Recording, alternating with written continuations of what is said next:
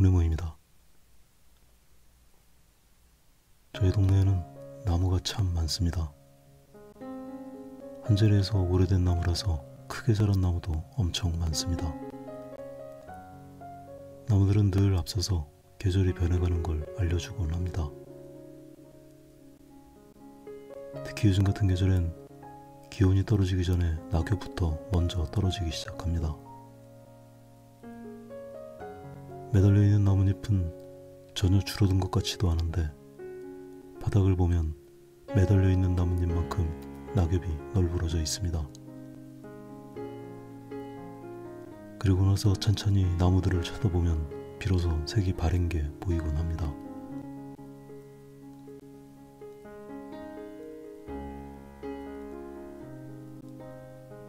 그 많은 나무들 중에 커다란 밤나무가 하나 있습니다.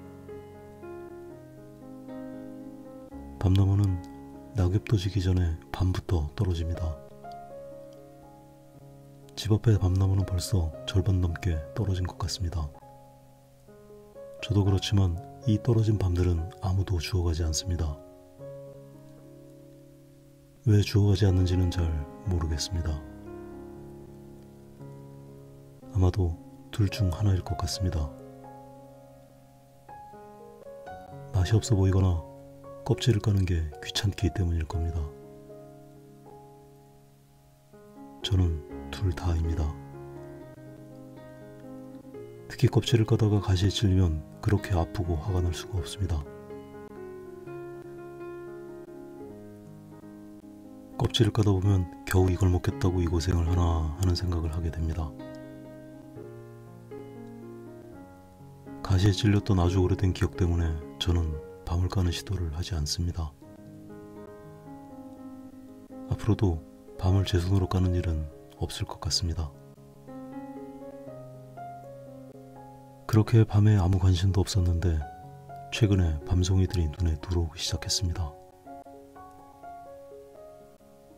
자세히 보니 꽤 많은 양의 밤들이 알맹이를 빼간 껍데기였습니다. 누가 까먹거나 말거나 1도 관심이 없던 밤송이가 제 눈에 들어온 데는 이유가 있습니다.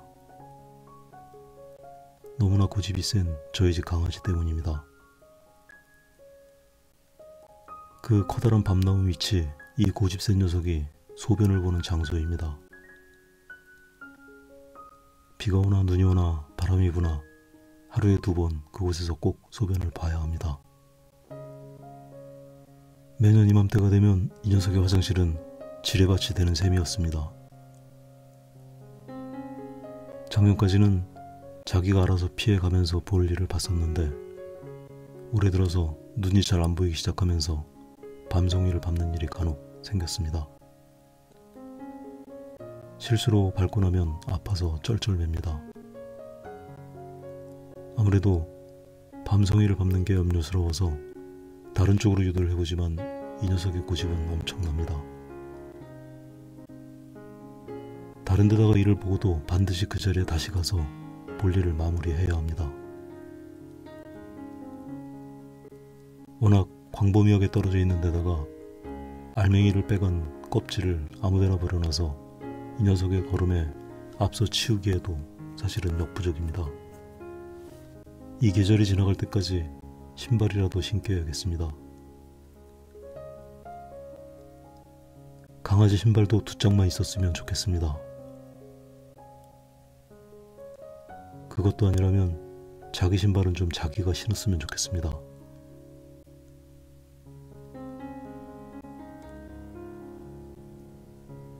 아주 오래전에 강아지가 나이를 많이 먹으면 가구도 바꾸지 않는 게 좋다는 말을 들은 적이 있었습니다. 눈이 보이지 않아서 가구의 위치가 바뀌면 부딪히는 일이 잦아지기 때문이랍니다. 그때는 그런 일들이 오지 않을 미래처럼 들렸었습니다. 언제나 건강하고 명랑했기 때문에 그런 상상이 잘 되지 않았었습니다. 그런데 산책에서 생기는 사소한 장애물에도 이렇게 커다랗게 느껴지는 때가 되어버렸습니다.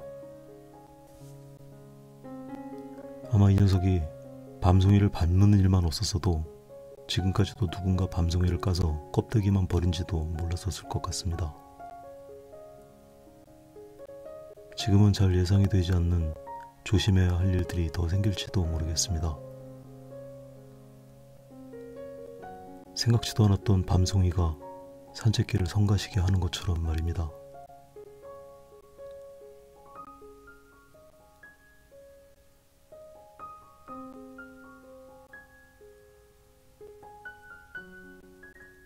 오늘도 수다가 엄청 길어졌습니다.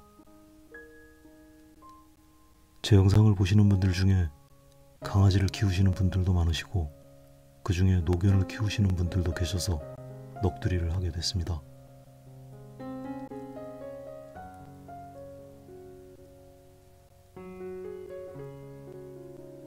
그림 그리는 채널이니까 그림 이야기도 조금 하겠습니다. 요즘은 매주 뭘 그릴까 고민하는 시간이 길어집니다. 가끔은 제 주변에 제가 직접 찍은 사진을 보고 그리는 경우도 있지만 주로 핀터레스트라는 어플에서 사진을 많이 찾는 편입니다. 워낙 방대한 양의 사진이 있는 데다가 훌륭한 분들이 찍은 사진들이 많아서 그림의 소재가 고갈되지 않도록 많은 도움을 받고 있습니다. 풍경사진은 물론이고 정물, 인물까지 없는 게 없고 계절별로 분위기별로 원하는 이미지는 못 찾는 게 없을 정도입니다. 그렇게 자료가 많은데도 요즘은 쉽게 소재를 고르지 못하는 경우가 많습니다. 골라놓고 보면 그게 그거 같고 예전에 그렸던 것 같고 그렇습니다. 좀 색다른 걸 찾아보려고 뒤적거리다 보면 몇 시간이 훌쩍 가버리기도 합니다. 그렇게 고민하고 골라봐야 특별한 게 찾아지지도 않는데 매번 어리석은 고민을 하게 됩니다. 공들여 소재를 결정하거나 대충 결정하거나 중요한 건 그림을 그리면서 어떻게 그릴지를 고민하는 거라는 걸 알면서도 그렇게 또 고민을 합니다. 이 그림은 북촌 한옥마을의 평범한 한옥집을 소재로 그려보았습니다. 북촌에 가보신 분들은 아시겠지만 마을 전체가 대체로 오르막으로 되어 있습니다. 이 골목도 완만한 오르막길 끝에 계단으로 연결된 길입니다. 원래 사진의 구도는 세로로 길게 찍은 사진인데 저는 영상을 찍을 때 가로로 된 그림을 그리기를 좋아합니다.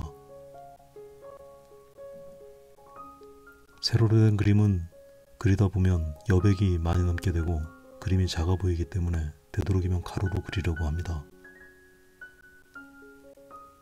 그래서 사진의 윗부분을 자르고 나머지 아랫부분을 그리기로 결정했습니다.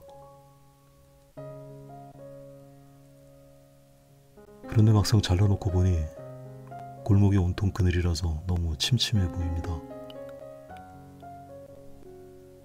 가운데쯤에 햇빛이 더 크게 스며들어오는 곳으로 가정하고 그리면 골목이 한결 예뻐 보일 것 같았습니다. 그 빗줄기의 주변은 사진보다 좀 더 어둡게 눌러주면 빗줄기가 좀 더 선명하고 극적으로 보이게 됩니다. 사진에서는 우측의 절단면이 건물의 벽선과 나란하게 잘려 있어서 화면이 너무 지루해 보였습니다. 처음에는 저도 아무 생각 없이 그렇게 그리다가 키 작은 나무를 넣어서 막아주는 게 좋겠다는 생각을 하게 됐습니다. 왼쪽의 전봇대는 너무 선명해 보이지 않도록 그려줍니다. 이런 조연들이 너무 선명해 보이면 시선이 분산되어 보일 수 있습니다. 이번 그림처럼 대상이 가지고 있는 구도가 썩 내키지 않을 때는 조금 변화를 시키는 경험을 해보시는 것도 도움이 될 것 같습니다.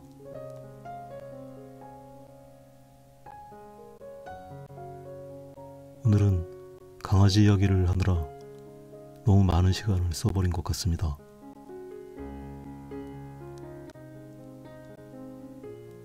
오늘은 여기까지 하겠습니다.